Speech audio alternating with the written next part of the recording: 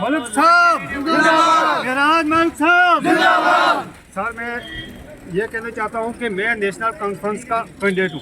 तो ये जो है मेराज मलिक साहब आम आदमी पार्टी के एक शेर आदमी है। बिल्कुल, हमने ये तो पार्टी का मसला नहीं देखना है, पार्टी कोई भी हो, बीजेपी हो, एनसी हो, कांग्रेस हो, कोई भी हो, कि आप देखो होश में शेर के बातों को सुनो।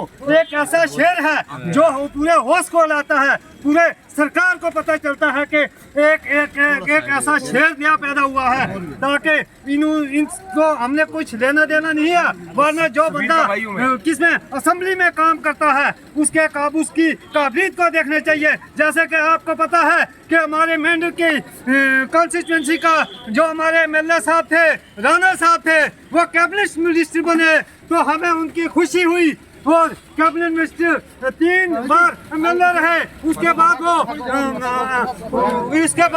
सरकार ने कैबिनेट मिनिस्टर चुना तो उनकी तरह ये भी हमारे मलिक साहब हैं जो मेराज मलिक हैं, ये भी शेर है।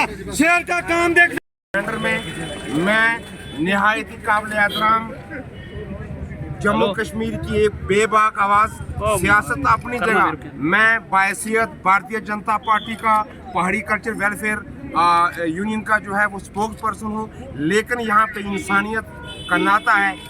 अगर एक आदमी हमारी तकलीफ सुनने के लिए सरजमीन मेहंडर पे तशरीफ लाए, मैं तमाम मेहंडर नवासियों की तरफ से और अपनी जमात की तरफ से इस चमनस्तान मेहंडर पे अपने बड़े भाई जिनके अंदर हुस्न ज़न, बड़ापन और एक बेहतरीन शख्सियत जो मेराज मलिक हैं, जिनका कद, जिनका नाम पूरे हिंदुस्तान में जो है बोलता है।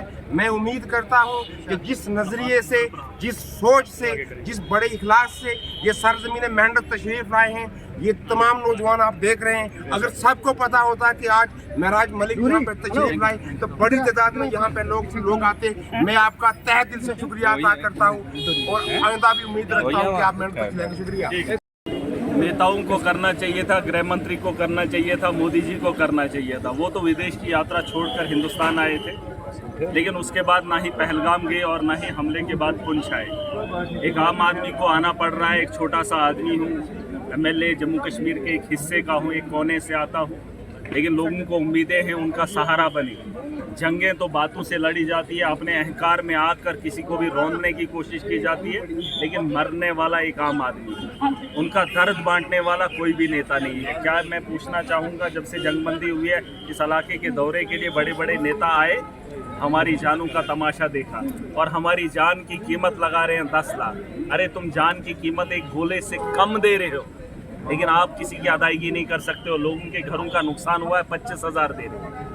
लोगों के जो मजबूत बिल्डिंगें थी, जो किसी ने मेहनत की थी, कई सालों के बाद उसने मकान को तामीर किया था, उसके शीशे की कीमत आप नहीं दे रहे हो। आप इस मुल्क के रहने वाले लोगों को उनके हुकूक नहीं दे सकते हो, उनकी सेफ्टी नहीं दे सकते हो, और जो उनका नुकसान हो रहा है उनका एक मजाक किया जा रहा है। मैं पूछना चाहता हूँ दिल्ली की सरकार से, जो बड़े बड़े वादे करती है, 56 इंच का सीना दिखाने की ताकत नहीं करते हैं और हमाकत पाकिस्तान करता हमारे घर के अंदर घुसकर गोला और बारूद फेंक रहा है। जो पहली बार पुंछ के अंदर हुआ है, मुझे मजबूरन आना पड़ा, और हमारे नेता जवाब लिख रहे हैं और ट्वीट पे आकर हमारे मुल्क का फैसला होता है, हमारे लोगों का फैसला होता है। अमन का गहवारा बना सकते हो, अगर इस देश को बेहतर बनाना है पाकिस्तान को भिखारी बनाना पड़ेगा। और जो कूटनीति आपकी थी वहां आपका फेलियर रहा है। डोनाल्ड ट्रंप, अमेरिका पाकिस्तान के साथ खड़ा हुआ है। अगर पाकिस्तान को कमजोर करना है, उसे इतना कमजोर कर दीजिए ताकि वो एटमी बम बेच आए, उसे इतना कंगाल बनाओ, लेकिन वो आपसे नहीं हो पाया। आप अपनी सरहदों को मजबूत कीजिए ताकि कोई आतंकवादी अंदर ना घुसे, और जब वो आतंकवादी अंदर घुसता है, कुछ लोगों की जान लेता है, तो हम जब हमला करते हैं उसके बाद जब काउंटर होता है तो हमारी जानें फिर जाती है। अगर आप वैसा बातचीत नहीं कर सकते हो, आपने कहा टेरर और टाक नहीं हो सकता, या तो आतंकी ठिकानों को खत्म करो, पाकिस्तान को कमजोर करो, अगर आप वो भी नहीं कर सकते, बात भी नहीं कर सकते हैं, तो फिर आखिर में जनाब मैं कहना चाहूँगा, चाहे पुंछ की आवाम है, चाहे राजौरी की आवाम है, आप ये मत बताना कि पाकिस्तान के गोला बारूद से सिर्फ जम्मू कश्मीर का नागरिक मरता है। आप याद कर लीजिए मुंबई का हमला, आप याद कर लीजिए पहलगाम का हमला, आप याद कर लीजिए पुलवामा का हमला। इसके अलावा निहत्ते लोगों की जाने गई है जिनका बॉर्डर में घर भी नहीं था। आतंकवाद से हर वो इंसान परेशान है जो दुनिया के किसी भी कोने में है। और अगर आप ये तीन चीज़ें नहीं कर सकते हो, आखिरी बात जंग है, जिसका सीना 56 इंच का बताया था वो दिखाया नहीं गया। अगर वो आप दिखा नहीं सकते हो तो बोलने का अधिकार नहीं है। और जंग अवाम ने लड़ी, जंग हिंदुस्तान की फौज ने लड़ी, लेकिन तिरंगा रैली के लिए प्रधानमंत्री जी सिर्फ भाजपा के कार्यकर्ताओं को आगे कर रहे हैं और तिरंगा रैली निकाल रहे हैं, क्रेडिट ले रहे हैं। ये तरीका तुम्हारा सियासत का अच्छा नहीं है।